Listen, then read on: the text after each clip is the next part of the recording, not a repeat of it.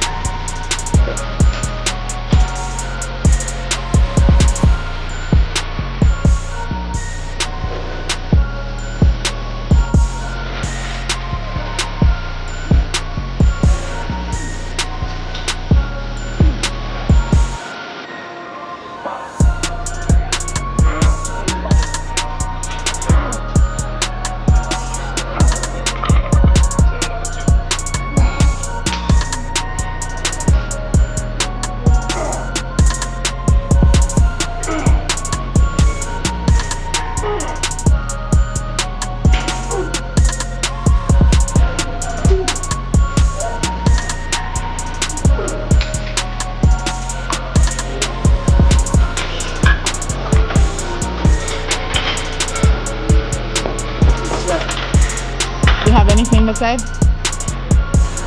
That's rough. It's one of my all-time favorites.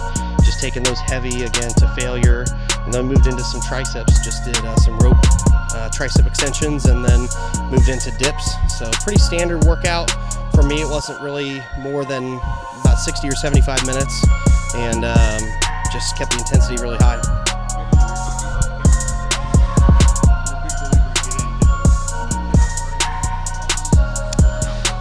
Yeah, so typically, and I really started doing this within the last year, was I used to train for 2.5 hours, and that was really getting drawn out. And my coach and I had spoken during prep this year, and he actually had told me to reduce my volume, and that I was getting a little bit strung out.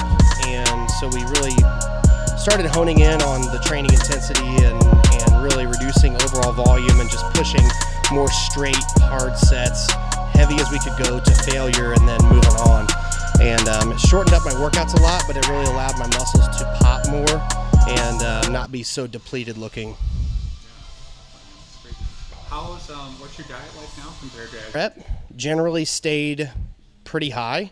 I was dieting for most of the prep on 400 and 500 grams of carbs a day. So very high in carbohydrates, low in fat. Protein was very high. And that's how me and Matt really like to per day, probably somewhere around there, I would say.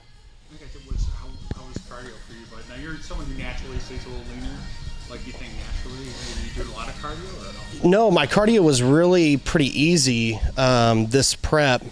I do stay fairly lean in the off season as well.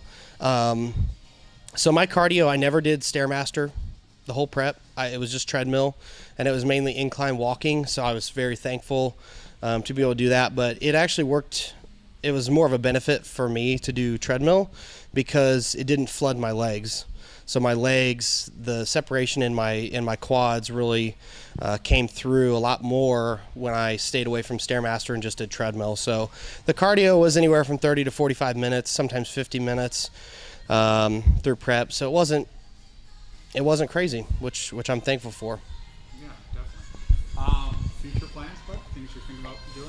Yeah, so this is a good time to announce my plans for next year, as I haven't really, I have some friends and family that know what we're doing, but this is a good opportunity for me to come out and say that I am doing the Indy Pro. I'm going to be doing the 212, so we are about, I would say, 9 months or so away, 9 or 10 months. I haven't calculated it all exactly, but yeah, we'll be doing the Indy Pro 212, and trying to go for a very successful pro debut and hopefully a 212 win in Indy. And the Indy Pro is obviously the show that I won the amateur portion of in 2018. So it'll be nice to come back. It's my hometown as well. So it's a show that I've already done before, and now I'm coming back as a pro to debut there. I was a wrestler for 8 years through middle school and high school, and I was very small. And right after high school, I wrestled 130 pounds my senior year, which is 2012, and I just knew I wanted to get bigger. I was sick of being small, so I just started hitting the weights hard at the end of 2011, 2012. And then as I went into college, I knew I wanted to just grow, get bigger, and potentially compete. That was still years down the road. I ended up not competing until 2015, so I knew I needed to grow. But that's kind of how it all started, was just back in high school. I started, lifting weights, training. I knew I really enjoyed it. Had a lot of family, my grandfather, some family friends that were always in the gym, and kind of grew up around weights. So it's always been something that I had interest in, but really after wrestling is kind of when it took off for me. Okay, you were lifting all through college and everything and just on your own? Yeah. Okay, not for competition at that point, though? Nope. Okay. Yeah, I just was lifting, doing my own thing, and just eating really whatever I could get my hands on and whatever I could afford at the time. But,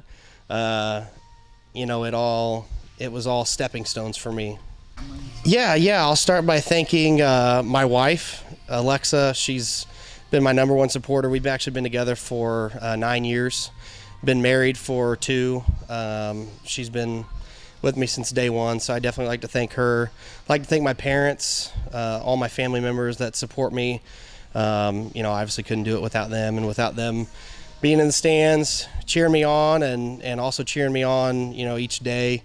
As prep got harder and harder, they were always in my corner and really rooting me on. So I'd like to thank my coach, Matt Kuba. He's the man with the plan, as I always say, and he's just never steered me wrong, and has just been such a key component to my success in the industry so far.